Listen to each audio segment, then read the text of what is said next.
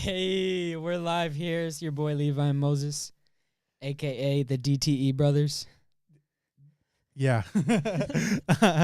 DET down. Wait. Yeah. All right. So, Moses, what you want to talk about? Bro, you know what's going on, man? So, what's up with gas prices?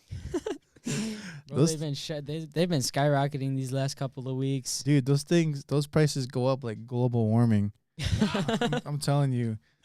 Hey. Speaking of the global warming, dude, the penguins are losing their homes due to a colossal loss of the glaciers in Antarctica, wherever the penguins live. Shout out to my furry brothers. Flightless Club. No, but for real, bro, you gotta drive. You gotta drive from. I don't know if anyone knows this, but Levi works at Chick-fil-A now. Oh, I could take over from here. Oh. So I live in Fenville, a.k.a. the Ville, a city in the middle of nowhere. And I drive all the way up to Holland every, say, 4 times a week to work at Chick-fil-A. I know more than anyone how these gas prices will affect people. And it's brought my bank account to a zero, honestly. I know. Like when I see his bank account, it makes me cry. But it's okay, dude. You know, he's working at Chick-fil-A, home of Jesus' favorite chicken sandwich. You know what I'm saying? But yeah, bro. So how you liking it though? It was your second day at Chick-fil-A today. So how do you? Oh, it was actually fire. Yeah, yeah. Tell them the story about how Oh yeah. So this is my first time on desserts there. I haven't done a ice cream cone before, and they ring up an ice cream cone, and the guy who's helping me work, he's like, "You want to try it out? Or you want me to go for it? I could do it real quick." I'm like, "I'll go for it." And so I grabbed the cone, I put it under the machine, and everyone in the Chick-fil-A workstations looking at me. They're like, "This kid's gonna mess it up so bad. It's his first time." And I get it. I put that ice cream thing down, listen. and that stuff comes out fast, and it goes, shoo, and I'm like, "Whoa, that was fast!" Perfect. And I bring it out, pristine, with the capital P. It was amazing. Everyone in the whole entire restaurant was going wild. It was like a resounding hurrah. It was like, yo, this kid is a prodigy. You know, I can actually imagine you like getting really hype out of nowhere in the restaurant, like everyone's minding their business. You're like, I was hype. Like, I got the code. And they're like, what's this kid talking about? Like, aren't you supposed to be working? Yeah, bro, that's funny. So that was my second day at Chick-fil-A. It was fun. You know what though? Let's talk about that service that Joe brought up earlier. Oh, okay, yeah. Like I think it was good. Like I thought it was good. Okay, let's get things started off. So I had the honor and privilege of orchestrating a service at NVRNF Youth Church in Holland. So, Moses, tell me what you thought about that service. I thought it was good. You know? Okay. It was fire. Literally. God's fire came down. Oh, okay. Like right on me. So Good. I mean I was sitting in the second row, you know, like always, like every Sunday. Second row, basic, you know, but I mean like it was good. Like I like how everything was orchestrated and how it was all well thought of and well played.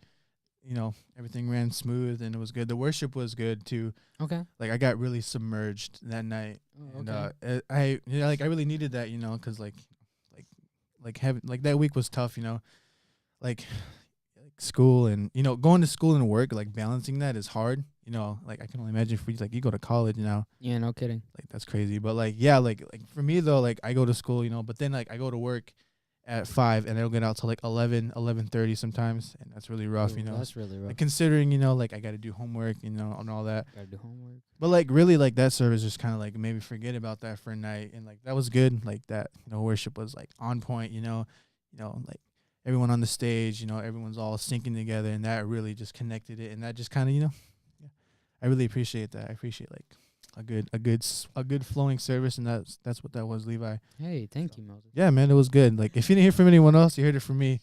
So I just want to let you know that. Don't let it discourage you if you didn't hear anyone. You know, it's sometimes like you get the best results from hearing nothing, if that makes sense. That's good. You can Sometimes just- silence 'cause, speaks like, louder than words. Actions definitely speak louder than words. And I feel like if you see more people getting submerged in service every week, like definitely like the results speak for themselves, That's true. start fluctuating like the gas prices. Oh, you're so right, Moses. up? So coming back to that service at Never Enough, what do you think was going through the students' heads, including yourself, as we were listening to our fellow student Sadie giving her message/interactive? I thought it was good. Like, no cap. I liked how Sadie was making everyone do something. Oh yeah. Like she made Marcos fold blankets in the middle of the service. I thought that was funny. I actually got a video of it. I thought it was that hilarious. But like I like how she just like, being like obedient. Like that kind of hit me in my soul. Like, because youth in general. I'm not speaking for all youth, but like youth in general like people who go to church like tend to like really kind of run away from obedience, like from God, because they're scared of like what'll happen. Like me personally, I can say too, like I don't really do that either. And hearing it from someone who's like my age is crazy, because like that's something I struggle with personally sometimes, is like to learn to be obedient. And yeah, I thought that kind of really did hit at home, because like I feel like a lot of people needed to like hear something like that.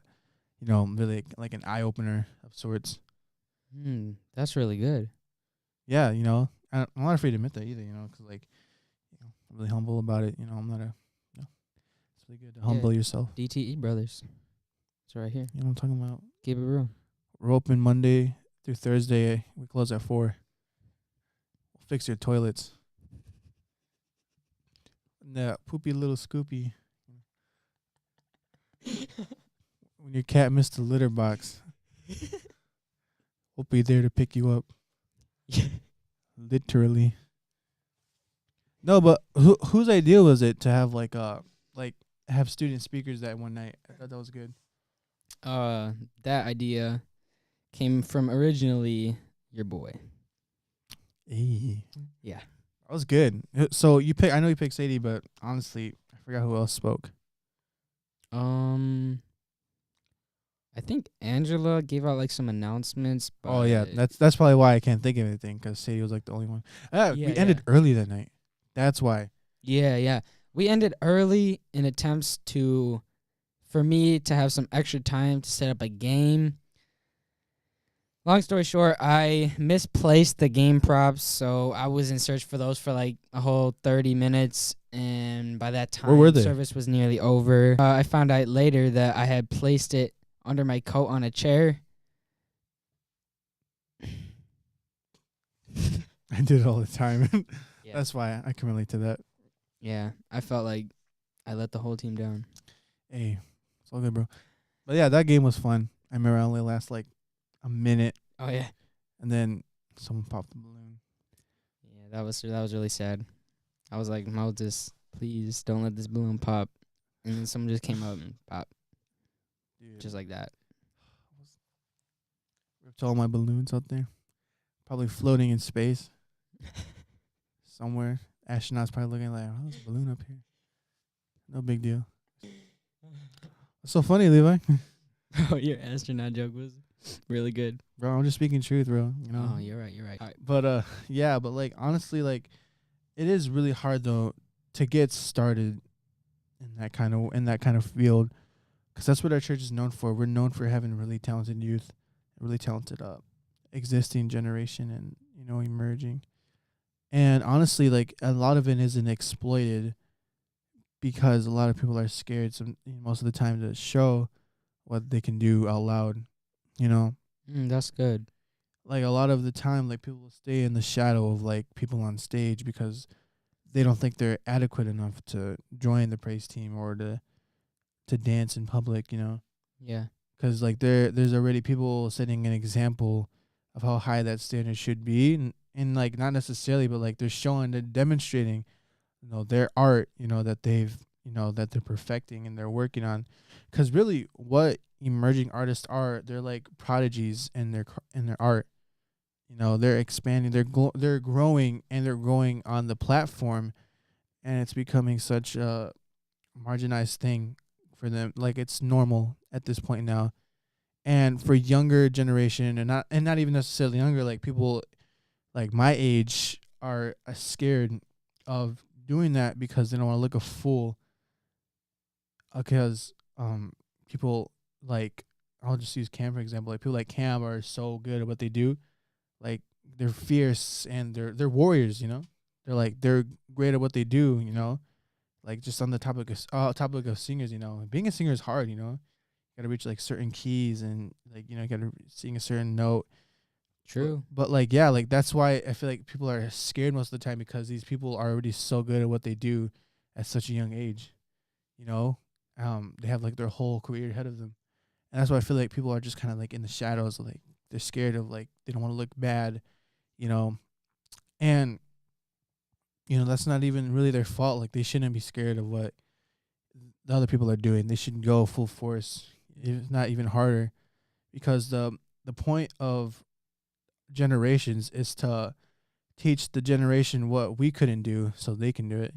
You know, that's why there's true. existing and emerging, because what they perfected, you know, they can give to us and we can perfect it even more, like multiply it, you know. Yeah. Yeah. That's what the generations are there for. They get good at are really like an art, and then they pass it on to the next generation so they can keep it going and keep it living. Okay. If they weren't afraid of what other people thought, and they did show what they could do out loud, as in your words, how would that in turn cause our church to grow? Because we'd have more people going out like in the public with their, let's say, confidence. There we go. That's what I was looking for. But like they're more confident now because people have lifted them up instead of criticize them and judge them, you know? Like now they have confidence to go do what they've wanted to do and what's been on their heart to do, because the people who are really good at it didn't judge them. They taught them, you know. They gave them creative criticism. Okay. You know, and that way, and like a preacher can teach you how to preach, but you got to find your own way to preach sometimes. Ooh, that's good. You know, and say someone like Pastor Joel, he's someone who's younger, or like not, I want to say like more on fire, you know, but like he's definitely like more radical, and he's like more younger. He can jump around more. He's closer to the emerging generation. Yeah, he's in the emerging generation. Oh, you know, that's good. So that's why we need someone like Pastor Joel to teach someone in our generation how to really get out there and be confident in what you're doing. Ooh. Because it's made for people like us, you know, because we're complicated. We're a complicated generation. What you're saying basically is, if people were creative and they weren't afraid to show their new style of things, and they got out into the public and they were confident in what they could do, then how would that bring people into the church? Are you saying like they should have like a act, like a dance team? Are you saying like you reach out to people in, you know, Walmart or whatever? You know, what are you saying? Well, that's up to them.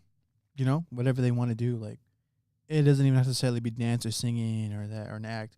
It could be as simple as like writing a poster. You know, like someone who's really good at advertising can do that. You know, Joe. That's like anyone who's good with computers. You know, like Joe White. Shout out to Joe. Love you, man. Oh, yeah, Joe White. He's the man.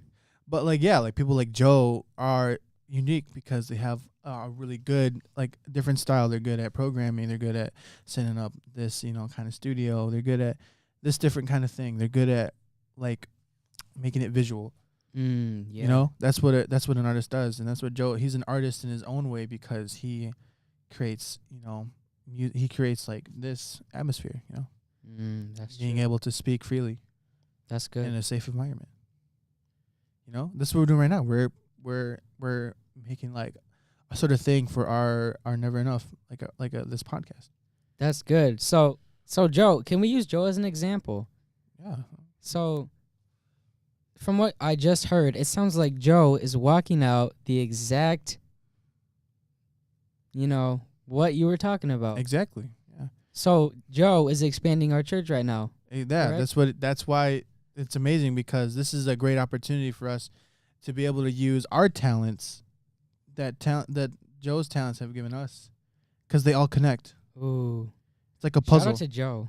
Honestly, shout out to Joe. This is a beautiful Wow. setup. DTE Brothers here. Yup. It's the DTE brothers here. Catch us at your local hardware store. 9 to 4. 4 to 9, bro. 4 to 9. I don't know. 12 to 12.